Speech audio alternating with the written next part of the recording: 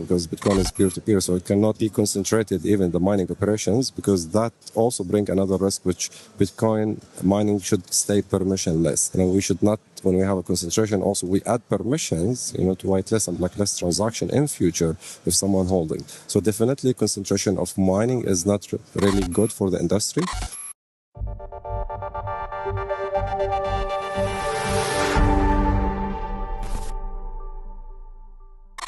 I'm about to sit down with the founders of Mining Grid, a Middle East-based company aiming to make Bitcoin mining more accessible, transparent, and community-driven.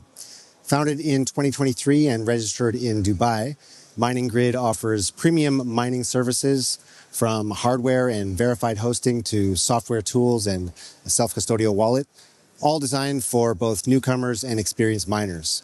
Let's dive into their journey, their vision, and where they see the future of Bitcoin mining headed. All right, gentlemen, could I ask you to introduce yourselves and maybe tell us your very brief origin story, how you came into the industry? So I'm Solaiman Al Rifai, founder of Mining Grid.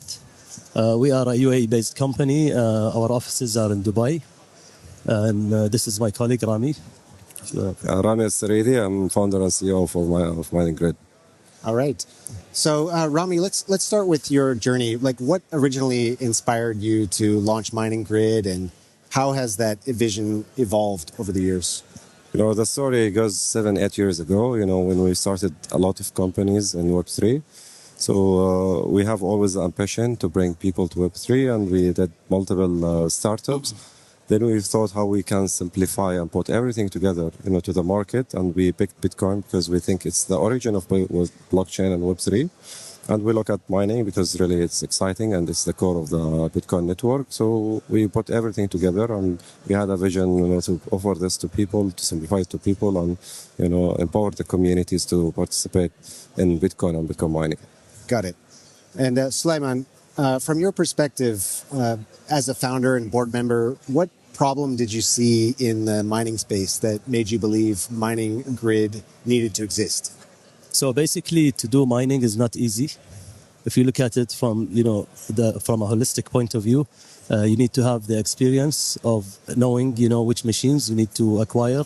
You need to have a hosting location. You need to know, how to integrate these machines into a pool and then into your wallet or your phone or in any other, let's say, system, where you can acquire your Bitcoin.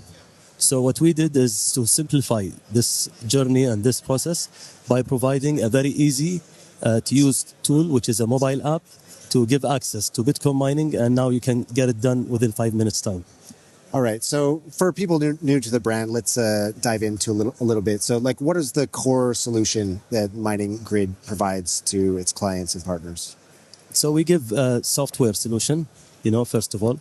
And behind the scenes, we have all the other integrated points where we do all the heavy lifting for any user looking to mine Bitcoin. And we do it basically in the best way possible using, let's say, world-class systems and providers, and bringing them all into one platform, which is our Mining Race app. Okay, so let's dive into Mining Race. What exactly is that? So Mining Race is made for all kinds of retail investors, from small ones to the complex one to the one who want to really put capex on that. So Mining Race is non-custodial wallet, which anyone can download in seconds, create non-custodial wallet, then he can select a mining package. So we do hardware mining, and we do also mining rental, and we do very small packages, which start, let's say, 1 terahash rental, and it goes to 100 terahash rental. So we diversify, the portfolio of products which we have, to cover all needs of the market, and that gives directly the reward distribution gets directly to people, to non-custodial wallets. So we created a mining layer, which does the distribution between the pools and between the people. And we also implemented an incentive distribution system. This incentive also encourage people, to get more contributors to the network, more users to the network, and earning certain hash rate and certain Bitcoin reward as, incentive to expand the community. Is there an element of gamification in the system at all? In mining risk, if you see our stand and participation in the event, we try to make it friendly for people. We try to make the gamification, as a theme inside the app and the journey for the people. Inside the mining as a business model, we don't have gamification, but we use that, to simplify and attract people to get into Bitcoin, because it's not a complex, it's not industrial product. We try to make it, as a retail, simple product for people to access it in an easy and simple way. So would you say that your target users are retail? Yes. And could you go into the level of traction that you've seen thus far? So basically, if you look at the number of users we have today, over 100,000 users coming from 170 plus countries. So the way we did it is by doing different road shows in many different cities across the world, and introducing people to our software and our solutions to show them that it's very simple to do Bitcoin mining today. And we've achieved today to bring in new users into the Bitcoin network, and by this we are expanding, the security of the Bitcoin network by bringing more users and by making, let's say, a bigger distribution of this network. I see. And as for the mining itself, where is that happening? So we have picked multiple mining locations. So we work with the hosted mining providers globally, but we have a concentration between the USA and Russia and some countries in Africa, where they are mining friendly and they have enough regulation to secure our assets. I see. Yep. And how about in the Middle East region? Is there any mining happening there, or do you see any plans for that in the future? There might be plans for the future, but as of now, we don't have any, let's say, thing coming up as mining grid. But we've seen other companies starting this, and maybe, hopefully in the future, we can get also access to that. Okay. So you've mentioned plans for global expansion. What markets are you most excited about? So today, 70% of our users coming from Europe. And now we're looking at expanding, exposure in Asia, Africa, and Latin America. And so, we're trying to also customize different products to fit basically the different markets. Could you take us through the user journey? So, let's say someone wants to get involved. How do they get started? What are the steps you need to take? Yeah, so for us, we simplify. So we download the non-custodial wallet. It's a simple setup for anyone who wants to hold crypto. And then after that, he can select a package where he wants to mine, and we have 4 or 5 variation. Depends on the power he wants to connect, to his account. And then he can select out one of 3 products, which is the 1 terahash, which is we call mining core. And mining core is 1 terahash work for 1 year. And the second product is also hash rate rental, which is 90 days. We call it mining card or stable mining card. And it's 90 days hash rate rental, which works for 90 days. And also we have the mining devices, which average lifetime of 4 years. So we classify our clients as short term, the one who want to see a return in 90 days. And also we have products for people who want to mine for 1 year. Then, for pro Bitcoin people and people understand mining, then they go with a 4 years plan. Is it a case of the user has to purchase up front and then they earn returns over time? Is that how it works? Yes. So basically, when you sign up to our platform, because we are a subscription-based model platform, so that gives you access to the different products, as Rami mentioned. And so when you purchase a machine, usually you need to wait for the machine to be shipped and hosted into the location. But we try our best to have this machine activated as fast as possible. And if it's a rental, let's say a product that you have purchased, then you get the activation immediately. I see. And why would someone want to take this route to get involved in the Bitcoin space rather than, let's say, just purchasing Bitcoin straight up? So in general, the Bitcoin mining, it's creating a portfolio for people. So definitely education, encourage people to understand the Bitcoin mining and the Bitcoin network itself. So doing mining is supporting the decentralized ecosystem. But from financial point of view as well, mining Bitcoin in long term is, more profitable from buying Bitcoin. And mining Bitcoin also brings investment style, not trading style. Because, when you buy a Bitcoin and Bitcoin goes up, we see majority of retail users, they sell their Bitcoin, they are outside the game. But when you are engaged in mining, you know that you are mining for a year or for 4 years. So you hold your investment, and that's the basic of Bitcoin. Because if you zoom out, you'll see the profitability, across 3-4 years, and the price bull run, for the Bitcoin, it accumulates when you take a long-term strategy. But normally, when you buy a Bitcoin, you engage in Bitcoin, you get in fast and you get out fast, and that's the norm for people not holding profits. Okay, got it. So basically, a different way to invest in the Bitcoin space. Yes. Nice. We want to, let's say it's a better way to invest in the Bitcoin space. Okay. Yeah. I'd love to go into the mining industry in general.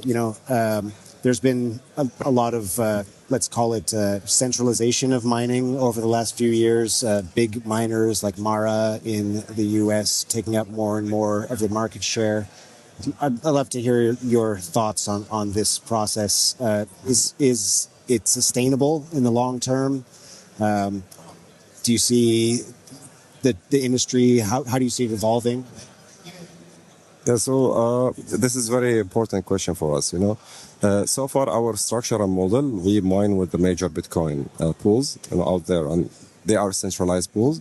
Now we see more like decentralized pools on the Stratum V2 and others, which we are evaluating to put also part of our hash rates and mining power into that.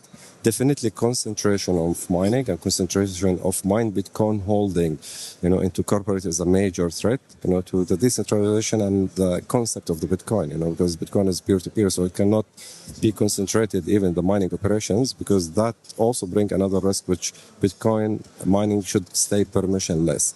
We should not, when we have a concentration, also we add permissions, to whitelist and blacklist transaction in future if someone holding. So definitely concentration of mining is not really good for the industry. For us, we do that, in our business model, but we already started the plans, to transfer and to shift, towards decentralized pool as well. And we are also, through the conference, we are looking at more ideas how we can distribute this hash rate to more people at lower scale instead of concentrate, the heavy equipment and big hash rates in mining farms. And this is in our agenda and our strategy, how we can shift that, within the coming years. Yeah. Got it. All right. So for your users, do you offer advice or services for them how to think about the volatility, also in relation to like the security of their self-custodial wallet? Yeah. Well, for us, I think education is very important. So we're always, throughout the workshops and events that we organize and run as a company, we always try to educate our customer use base and educate the community, involved with us, that they don't need just to look at the price of Bitcoin and basically get scared when they see the price going up or down, because it's a very, very volatile market and everybody understands that. But you need to look at it from a long-term point of view. And if you get in today, you need to wait for a few years to see the real results and to really enjoy the benefits of owning that Bitcoin. Got it. And so I know you've mentioned that the users will create a self-custodial wallet. Are you do you view self-custody as being like really important to Bitcoin? I know there's been a growing sort of I'm calling it TradFi-ification of Bitcoin. More and more people holding custodial Bitcoin through ETFs. Just love to hear like your thoughts on how you think about that. Yeah, so this is actually one of the core things which we try to push and rebalance the ecosystem, we call it. because Bitcoin is meant to be to peer-to-peer transaction, peer-to-peer electronic cash system. And the more we concentrate and we replace, the blockchain and Bitcoin layer 1 network to do transactions in form of ETF, in form of shares, in any other form, we are not benefiting the miner anymore, because there is no transaction fees goes to the miner. And the more we shift towards that side, the more risk we bring to the core network principle. So definitely this is one of the major things.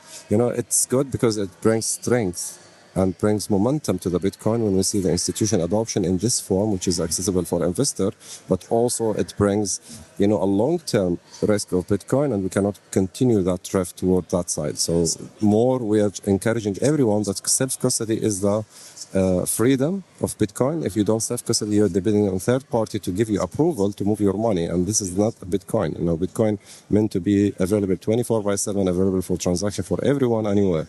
So the moment we put more restriction and more layers to unlock, other markets, which is good, or unlock investors, which they cannot self-custody, is okay. But we think self-custody is very easy, and everyone holding Bitcoin should have, the freedom, accessibility to transfer and do whatever with his Bitcoins anytime. And that's actually crucial for all Bitcoin believers, because otherwise we'll have only passive believers who want only to trade Bitcoin. If we encourage self-custody for all levels, then we'll have active contributor to the Bitcoin network. All right. Let's talk a little bit more about the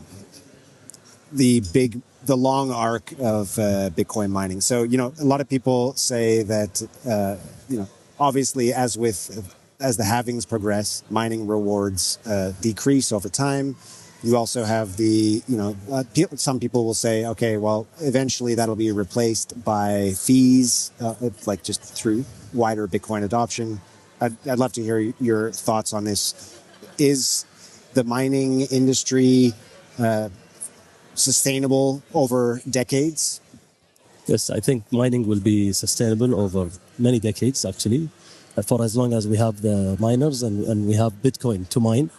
And so you just need to know how to do it smartly, basically. You need to know how to bring in all the players together and agree on a methodology on how to make this profitable, because if you depend on yourself on doing it on your own without getting the right partners in place, I don't think that you will have, or you will enjoy as much profit as you're supposed to have. All right.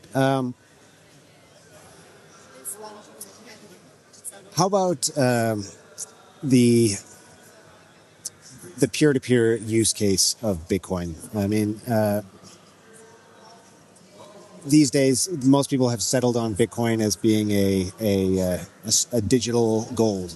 I'd love to hear your thoughts on can Bitcoin still be used for peer-to-peer transactions? Yeah.